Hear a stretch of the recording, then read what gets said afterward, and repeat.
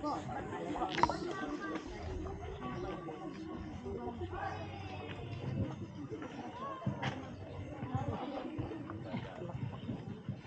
lumapit na si Jesus sa Jerusalem, ay nagsugo siya ng 2 alagad. Niya na pinasabihan ng ganito, "Pumaroon kayo sa munting bayan na nasa tapat ninyo, at masusugtungan ninyo roon ang isang momentum na katali na hindi pa nasasakyan ng sinuman. Kalagaan ninyo at dalhin dito sa akin, at kung sino man ang bumati sa inyo ay inyong pagsabihan, kailangan ito ng Panginoon." Kinalag nila at tinala ang hayop kay Jesus at inilagay sa kanya ang damit nila para sumakay sa Jesus. Ang ilan ay naglatag sa daan ng kanilang mga damit. Ang iba ay naglalagay ng mga sanga ng dahon, punong kahoy, at ang mga sumunod ay sumigaw na nagsasabi, "Hosana, purihin ang pumarito sa ngalan ng Panginoon. Mapalad ang kaharian ng ating amang si David. Hosana sa kaitaasan. Kaawaan mo kami, o anak ni David."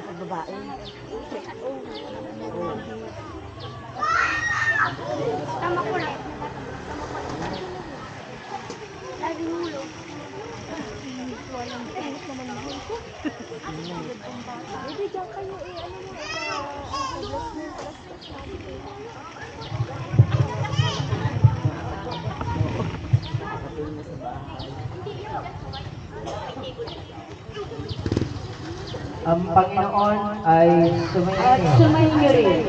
Tayo manalangin, Panginoon, muli iyong basbasan, ang ikalawang tablado na aming pagdarabusan, na papuri at pagsalamat sa iyo, o sana sa anak ni David. Naway na bayan ako ang mga batang ito, bawat isa sa aming patuloy na papuri at pagpapasalamat sa iyo.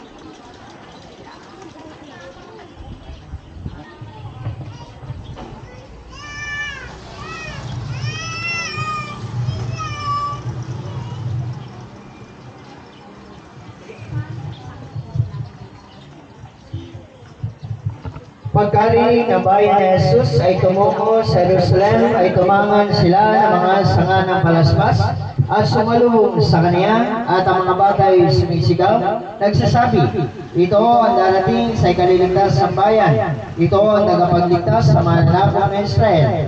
Anong dangal nito? Siya'y sinalubong ng mga trono at mga dominasyon. Huwag kang matakot ang mga babae ng Sion. Narito ang iyong hari na dumalaw sa iyo, na nakasakay sa isang momenta, alinsunod sa nasusulat. Mabuhay ka, o haring lumalang ng sangkatauhan, na parito ka upang sakupin mo kami. Ayon, ayon si Jesus, at pumapasok na.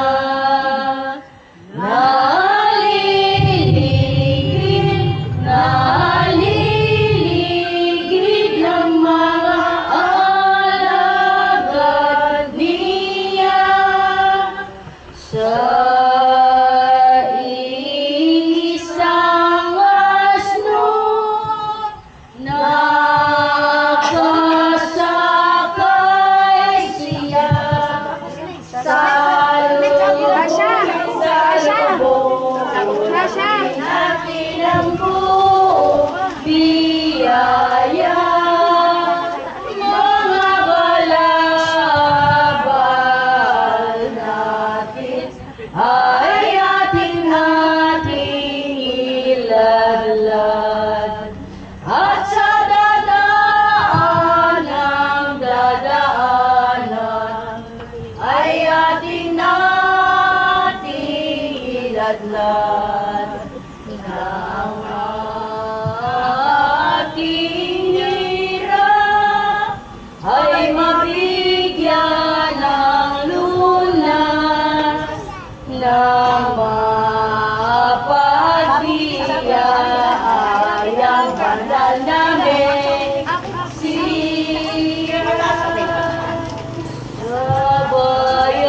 Sa bayang ito ay ang iyong pagdating,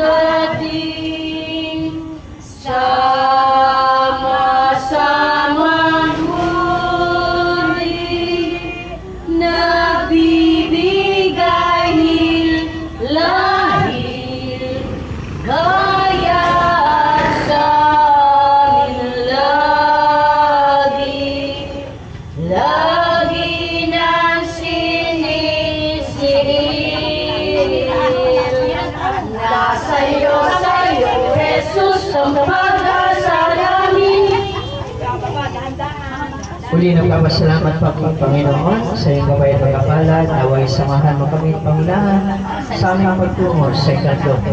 Sila'y may tanga mga sanga ng palaspas, at sumisigaw sila sa malakas na tiling na nagsasabi, Hosana sa kaitaasan, purihin ka na lahat, yayaman na parito ka sa amin, sa kasaganaan na iyong walang hanggang awa.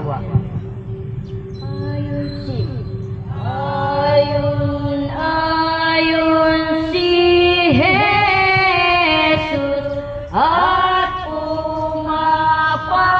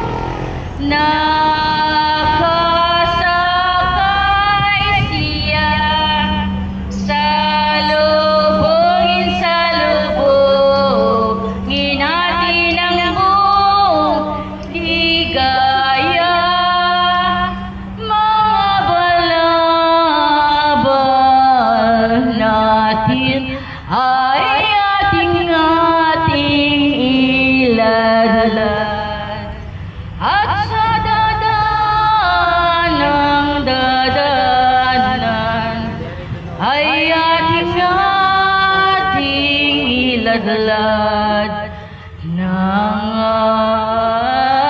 ating hirap ay mabigyan ng lunas ng mapagbiyayang banal na Mesiyas. Sabayang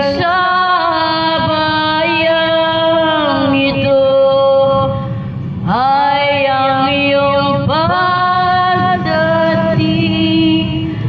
sa masamang budi, nagbibigay hilahil kaya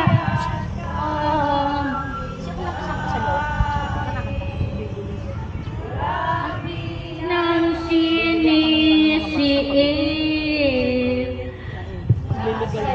Sa'yo, Jesus, ang pag-asa namin.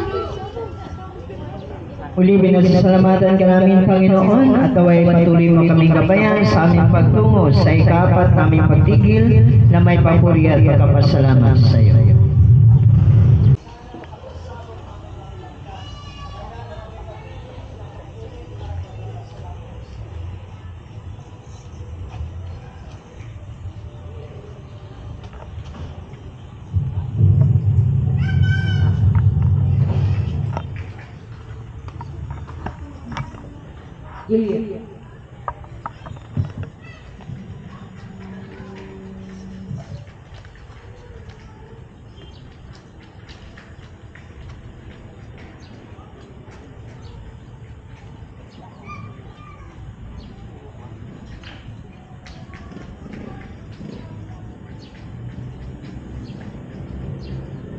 Sinalubong ang mananakop ng karamihang taong may takang bulaklak at palaspas, at para siyang nanalo ng tagumpay na inaalayan ng papuri. Ipinatatanyag ng mga bayan na siya ang anak ng Diyos, at sa kapurihan ni Kristo ay tumutunog sa impapawid ang mga tinig na ito. O sana sa kaitaasan, magkakay tayo ng papuri kasama ang mga anghel at mga bata, at purihin natin ang nanalo sa kamatayan, at isigaw natin ang wikang ito. O sana sa kaitaasan, ang karamihang taong dumalo sa kapistahan ay sumisigaw ng ganito sa Panginoon. O sana sa kaitaasan.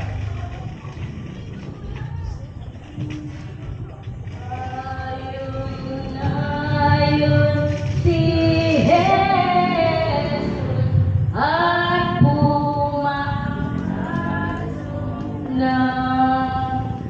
nalilibis ang mga alagad niya sa isang asno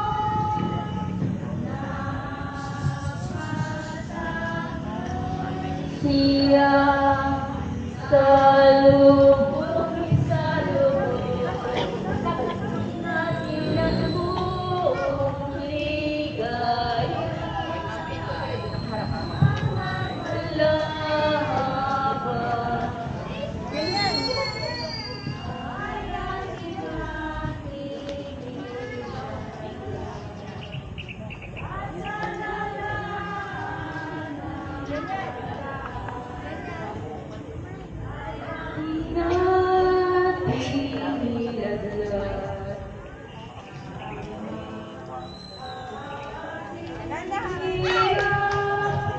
Ay mabigyan ng lunas ng mapagdiyan ng Mesiyas.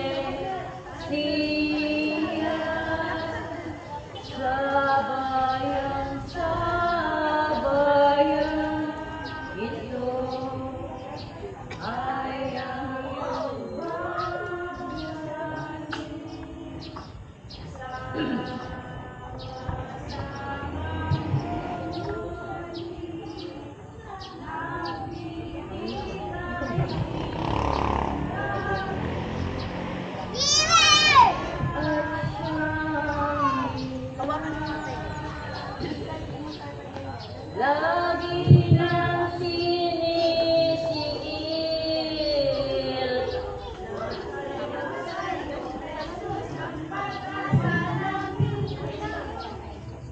Muli, pinasalamatan ka namin, Panginoon, sa iyong patnubay at gabay sa bawat isa sa aming papuri na usana sa kaitasan.